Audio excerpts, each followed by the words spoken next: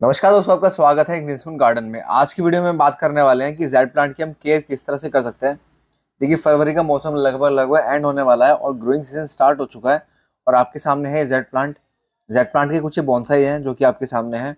और आज हम इसी वीडियो में बात करने वाले हैं कि जब ग्रोइंग सीजन आ जाता है, स्टार्ट हो जाता है, तो हमें किस तरह से इनकी केयर करनी शुरू करनी चाहिए ताकि ये हमारे प्लांट आगे चलकर पूरे साल अच्छे से ग्रो हो सके और अच्छे से ये जो भी हम इनसे रिजल्ट चाहते हैं वो हम इनसे ले सके। देखिए, सबसे पहले ये आपके सामने एक जेड प्लांट है और इसकी आप रूट सिस्टम देखिए, जो ये नेबारी सिस्टम है, देखिए ये कितना अच्छा ये बिल्कुल फैला हुआ है। और प्लांट भी देखिए बड़ा अच्छा शेप के अंदर आया हुआ है। इसके टाइम टू टाइम हम लोग प्रूनिंग करते रहते हैं। सबसे पहले हम बात करते हैं प्रूनिंग की, यानी कि कटिंग की। जेड प्लांट जो होता है, आप इसको टाइम टाइम अगर कट करते रहेंगे, अच्छे से इसको आप शेप देंगे, तो जो शेप आप इससे चाहते हैं वो आप इससे इजीली ले सकते हैं। कटिंग करने का जो उसका टाइम होता है वो होता है फरवरी से लेकर और सितंबर तक इसको आप काट सकते हैं। कुछ लोग इसको विंटर्स के अंदर भी काटते हैं, लेकिन जब काटते हैं जब हमें बहुत हल्की हल्की इसके अंदर कटिंग करनी होती है, और वो उस कटिंग का कोई फायदा नहीं होता। लेकिन कुछ कटिंग ऐसे होते हैं जो कि अभी आपके आपके सामने इसमें बेस में है। तो इस तरह की कटिंग्स आप जो भी होती हैं, जो इसकी बेस में ग्रो होती है, इसको आप कभी भी काट सकते हैं, चाहे वो ग्रोइंग सीजन हो या फिर इसका डोरमेंसी का सीजन हो। तो उस सीजन में आप इसको कभी भी काट सकते हैं। ये जो नीचे की ग्रोथ होती है, ये प्लांट को ग्रो अच्छे से नहीं होने देती, तो इसको हमें कभी भी काट देना चाहिए। और जो उसकी प्रॉपर प्रूनिंग की बात होती है, जैसे मैंने आपको जो भी मौसम बताया, उस मौसम में आप इसको कभी भी काट सकते हैं। और काटने के बाद जो भी इसकी न्यू ग्रोथ आती है वो बड़ी ही अच्छी ग्रो होती है, और न्यू ग्रोथ को भी आप टाइम टाइम इसको काट कर एक इसको अच्छी शेप दे सकते हैं। जिस तरह से आपके सामने ये वाला प्लांट है, इसकी शेप प्रॉपर सिर्फ और सिर्फ इसलिए है क्योंकि इसकी टाइम टाइम हमने प्रूनिंग करी है। और जो भी इसके अंदर एक्स्ट्रा चीज़ें निकली हुई हैं वो हम इसको टाइम टू टाइम काटते रहते हैं। तो इस तरह से आप इसको एक अच्छी शेप दे सकते हैं। और जितने भी इसका ये रूट सिस्टम है, ये भी तभी डेवलप करता है जब हम इसको ऊपर से हेल्दी रखते हैं। प्लांट अगर आपका हेल्दी होगा तो जो नीचे का रूट सिस्टम होगा वो अपने आप इसका हेल्दी होता हुआ चला जाएगा। अब देखिए, बात करते हैं इसकी सॉइल की। सॉइल हमें किस तरह से रखनी चाहिए। अब ये जो सीजन चल रहा है फरवरी टू मार्च का, इस सीजन के अंदर हम अपने प्लांट को रिपोर्ट भी कर सकते हैं। अगर आपका प्लांट 3 साल से या 4 साल से एक ही गमले के अंदर है, तो हमें उसको रिपोर्ट करना चाहिए। उसकी मिट्टी को चेंज करना चाहिए, उसके अंदर हमें खाद डालनी चाहिए, नीम की खाद डालनी चाहिए। और मिट्टी को भी इससे एक पावर मिलती है, प्लांट को अच्छा न्यूट्रिशन दे पाती है। तो इस तरह से जो भी प्लांट की केयर होती है वो काफ़ी अच्छी होती है। तो मिट्टी को अगर आप चेंज करना चाहते हैं तो सबसे पहले हमें आधा हिस्सा मिट्टी का लेना है, यानी कि 50% हमें नॉर्मल गार्डन की सॉइल लेनी है। और साथ में उसके अंदर हम ले लेंगे 20% कोई भी खाद, या तो पत्ते की खाद आप ले लीजिए। अगर आपको गाय के गोबर की सड़ी हुई खाद मिल जाए तो आप वो ले लीजिए। पत्तों की खाद जैसे मैंने आपको बताया सबसे बेस्ट होती है। या फिर आपको वर्मी कंपोस्ट मिल जाए तो वो भी बहुत अच्छा होता है। इन सबको मिक्स कर लीजिए। और थोड़ी सी इसके अंदर आप नीम खली और थोड़ा सा फंगिसाइड पाउडर आपको अगर नहीं मिल रहा है तो आप उसकी जगह थोड़ी सी हल्दी का यूज़ कर सकते हैं। तो ये सब चीज़ें आप एक जगह मिक्स करके एक बहुत अच्छा मिक्सचर बना सकते हैं। थोड़ा सा आप उसके अंदर सिंडर या थोड़ा सा सैंड आप उसके अंदर डाल सकते हैं ताकि जो आपकी मिट्टी है वो बिल्कुल पोरस बन जाए।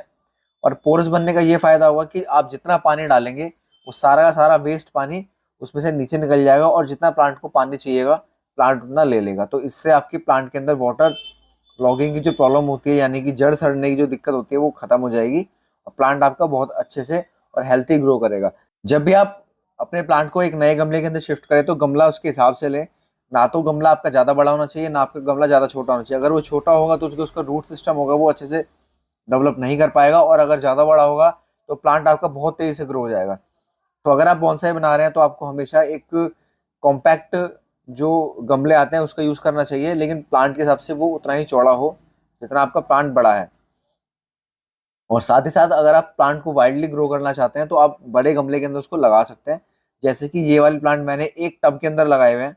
फिर गमला चूज करने के बाद आप गमले के अंदर पहले आधी मिट्टी भर लीजिए और अपने प्लांट को रख कर देखिए कि उसके अंदर वो सही से आ रहा है या नहीं आ रहा। अगर आपको लग रहा है कि नहीं, अभी मिट्टी और थोड़ी डालनी चाहिए, तो उसको आधा और डालिए। मिट्टी जब उसके अंदर भर जाए अच्छे से, भरने के बाद फिर आप प्लांट को सेट कीजिए। प्लांट आपको इस तरह से रखना है कि गमला आपका रखने के बाद बिल्कुल स्टिल रहे, और जो भी आपका प्लांट है मिट्टी पर रखने के बाद वो अपने आप खड़ा हो जाए।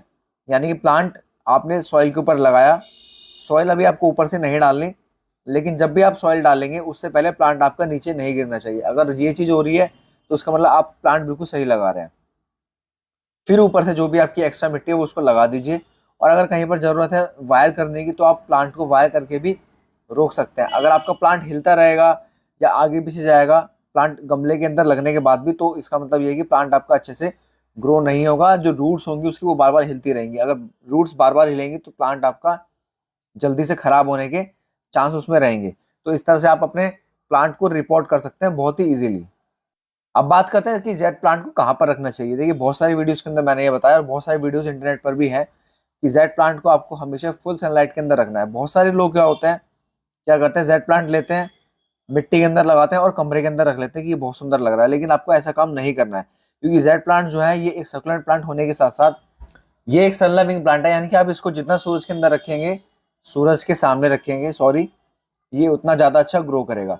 और प्लांट को अगर आप बिना पानी दिए भी सूरज के सामने अगर छोड़ देंगे इसी तरह से, यानी कि आप सनलाइट में छोड़ देंगे, तो प्लांट को कोई भी फर्क नहीं पड़ेगा। आप चाहे इसको 10 या 15 दिन भी पानी ना दीजिए, इससे जेड प्लांट को कोई भी दिक्कत नहीं होगी। तो जेड प्लांट इसलिए माना जाता है कि ये बहुत हार्डी प्लांट है और बॉन्साई बनाने के लिए ये बहुत ही परफेक्ट प्लांट माना जाता है। दोस्तों अब देखिए अगला पॉइंट आता है वाटरिंग का, कि हमें अपने इस प्लांट को पानी कैसे देना है और कब कब कहाँ कहाँ कितने गैप के ऊपर हमें इसको पानी देना है, ताकि हमारा प्लांट बहुत ही अच्छे से ग्रो हो सके और इस प्लांट में कोई भी दिक्कत ना आए।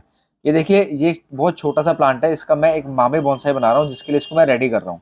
अब इसके ऊपर सबसे ज़्यादा जो प्रॉब्लम आती है वो है पानी देने की, क्योंकि इसका छोटा सा गमला है। गमला ये जो काला वाला ये इसका गमला नहीं है, ये जो इसके अंदर गोल गोल छोटा सा गमला है ये इसका गमला है। बट इसकी रूट्स अच्छे से ग्रो हो सके इसलिए इसको मैंने छोटे गमले के साथ साथ एक बड़े गमले के अंदर लगाया, ताकि इसके अंदर पानी एक जगह पर रुक जाए और प्लांट को अच्छे से पानी मिले। अगर नेचर वाइज देखा जाए तो जेड प्लांट को वैसे ज्यादा पानी की जरूरत होती नहीं है। अगर आप इसको पानी 2 या 3 दिन के गैप में भी देंगे तो भी कोई दिक्कत नहीं होगी। बट ये डिपेंड करता है कि आप कहाँ पर रहते हैं, कहाँ पर इसका मौसम है और किस तरह से आप इसको ग्रो कर रहे हैं।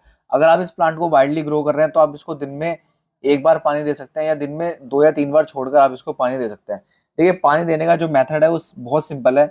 जब भी आपको इसकी मिट्टी बिल्कुल सूखी हुई दिखाई दे, जैसे कि इस प्लांट की जो मिट्टी है ये बिल्कुल गीली है, तो अभी इसको पानी हमें नहीं देना है।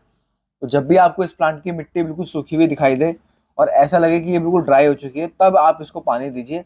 और यही रूल सारे प्लांट्स के साथ भी एप्लीकेबल होता है। बट जेड प्लांट में क्या है कि अगर आप मिट्टी सूखने के बाद भी इसको पानी नहीं देंगे तो इस प्लांट का कुछ भी नहीं बिगड़ेगा। बट आपको वाटर लॉगिंग से बचना है, यानी कि आप रोज इसको पानी मत दीजिए। कुछ लोग क्या करते हैं दिन में 2 बार 3 बार इसको पानी देते हैं।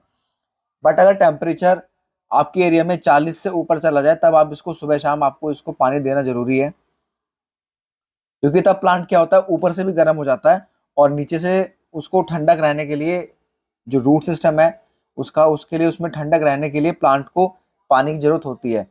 जेड प्लांट जो होता है भले ही इसको ज्यादा पानी पीने की आदत ना हो, बट देखा जाए तो जेड प्लांट को वैसे ज्यादा तेज गर्मी बर्दाश्त नहीं होती है। फुल सनलाइट के अंदर ये प्लांट रहता है जैसे मैंने आपको बताया। बट अगर टेम्परेचर इसका 45 डिग्री से ऊपर जाता है तो फिर प्लांट को थोड़ा बहुत दिक्कत होने लगती है। तो उस केस में हम प्लांट को दिन में 2 बार या 3 बार हल्का हल्का पानी दे देते हैं। 2 बार तो हमें पानी देना जरूर है और तीसरी बार इसके ऊपर हम हल्का सा एक शाम के टाइम पे शावर कर सकते हैं ताकि प्लांट को ठंडक रहे। तो दोस्तों इन सब चीजों का यूज करके आप अपने प्लांट को और बाकी सब प्लांट के साथ साथ आप जेड प्लांट की केयर बहुत अच्छे से कर सकते हैं। अगर आपके पास जेड प्लांट नहीं है तो आप किसी भी लोकल नर्सरी से इसको 20 से 30 रुपए में इजीली खरीद सकते हैं। इसकी कटिंग से आप बहुत सारे प्लांट बना सकते हैं।